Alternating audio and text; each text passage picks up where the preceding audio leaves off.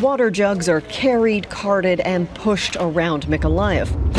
Across the city, water is dispensed roadside. We were without water for a month. There was no water at all for anything. It's possible to buy water in stores, but many of the 250,000 residents still living in Mykolaiv are now unemployed and simply can't afford it. Instead, many people pay with their patience. What comes from the taps can only be used for washing clothes or showering. The main purified water line for drinking ran through the occupied city of Kherson and was destroyed in April. Right after that line was attacked, some resorted to using puddle water.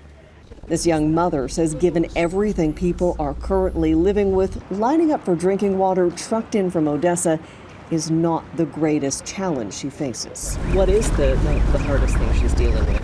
The most difficult part, not being able to plan for tomorrow. Unlike the city of Kherson, Mykolaiv was never taken by Russian forces. Still, there is no lasting peace. In 6 months of war, there have only been 22 total days where the peace hasn't been shattered by rockets or missile strikes. A cruise missile launched from the Black Sea destroyed the Mykolaiv Military Regional Administrative Office back on March 29th. The horror that unfolded here is undeniable. 37 people were killed. I don't want people in other countries feel our war like a show. When you are tired of the war, you can just switch off the TV, there is no war. But we are counting the war not in days, but in victims. More than 120 residents have been killed. The regional governor says death and destruction has changed everyone.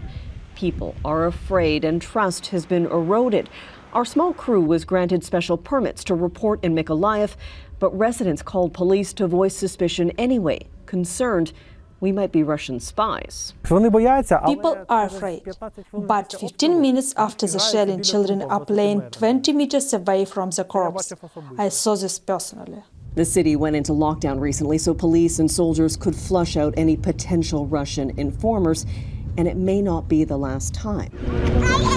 The war is rarely far from view, making small, simple pleasures stand out in stark contrast.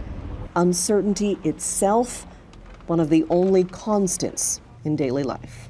Goomansingh, Global News, Mykolaiv, Ukraine.